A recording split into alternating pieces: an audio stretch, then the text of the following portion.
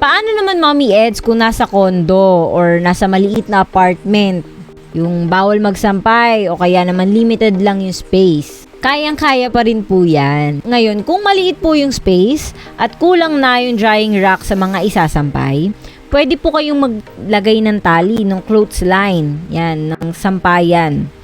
Doon po sa loob ng inyong bahay. Mas maganda kung malapit sa bintana or sa well-ventilated area para hindi po mag-molds.